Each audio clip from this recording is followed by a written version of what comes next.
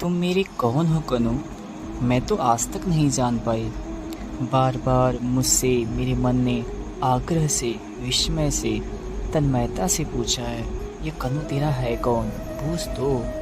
बार बार मुझसे मेरी सखियों ने व्यंग्य से, कटाक्ष से, कुटिल संकेत से पूछा है, कनु तेरा कौन है रे? बोलती क्यों नहीं?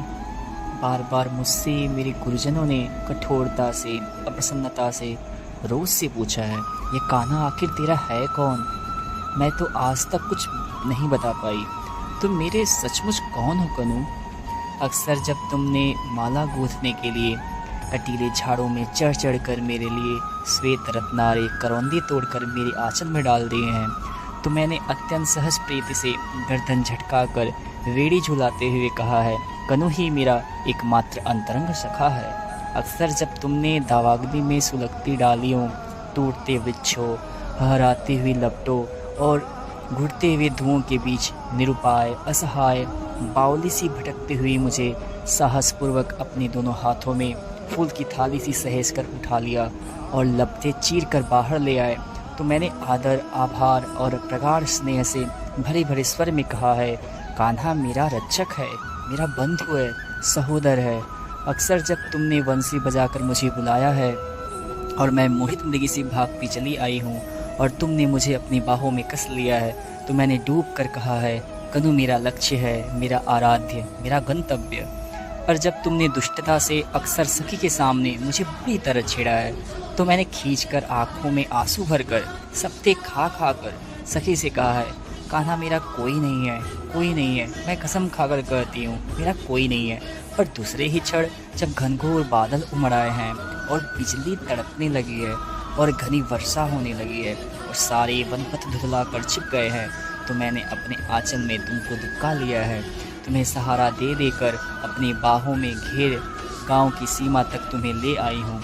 और सच सच बताऊँ तुझे कनु सावरे, उस समय मैं बिल्कुल भूल गई हूँ मैं कितनी छोटी हूँ और तुम वही कान्हा हो जो सारे वृंदावन को जल प्रलय से बचाने की सामर्थ्य रखते हो, और मुझे केवल यही लगा है कि तुम एक छोटे से शिशु हो, असहाय, वर्षा में भीग भीग कर मेरे आंचल में दुबके हुए।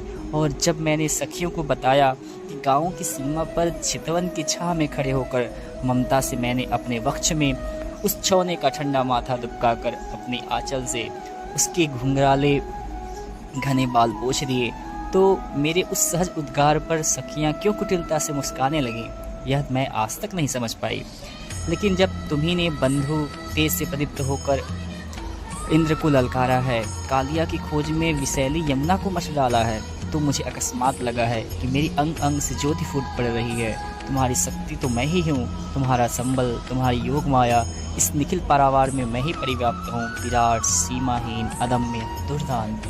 किंतु दूसरे ही क्षण जब तुमने वेतसलता के कुंज में गहराती हुई गोधूली बेला में आम के एक पौर को चूर चूर कर धीमे से अपनी एक चुटकी में भरकर मेरे सीमांत पर बिखेर दिया, तो मैं हतप्रभ रह गई। मुझे लगा इस निखिल पारावार में शक्ति सी, ज्योति सी, गति सी फैली हुई मैं अकस्मात सिमट गई हूँ, सीमा में बन गई हूँ। ऐसा क्यों चाहा तुमने कान्हा? पर जब मुझे चेत हुआ कि मैंने पाया कि हाय सीमा कैसी, मैं तो वह हूँ जिसे दिग्वधु कहते हैं, कालवधु। समय और सीमाओं की सीमाहीन पगडंडियों पर अनंत काल से अनंत दिशाओं में तुम्हारे साथ साथ चलती आ रही हूँ, चलती चली जाऊंगी।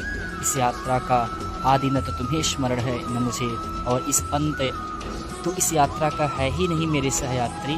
पर तुम इतने निठुर हो और इतने आतुर कि तुमने चाहा है कि मैं इसी जन्म में, इसी थोड़ी सी अवधि में जन्म जन्मांतर की समस्त यात्राओं फिर से दोहरा लूँ, और इसीलिए संबंधों की इस घुमावदार पगडंडी पर क्षण क्षण पर तुम्हारे साथ मुझे इतने आकस्मिक मोड़ लेने पड़े हैं कि मैं बिल्कुल भूल गई हूँ कि मैं अब कहाँ हूँ और तुम मेरे कौन हो। पर इस निराधार भूमि पर चारों ओर से पूछे जाते हुए प्रश्न की बौछार से घबरा कर मैंने बार बार तुम्हें शब्दों के फूल पास में जकड़ना चाहा है।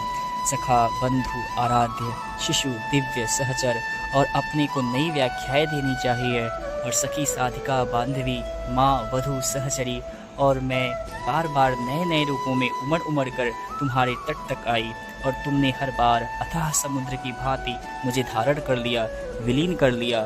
फिर भी अकूल बने रहे मेरे सावले समुद्र, तुम आखिर हो मेरे कौन, मैं इसे कभी माप क्यों नहीं पाती।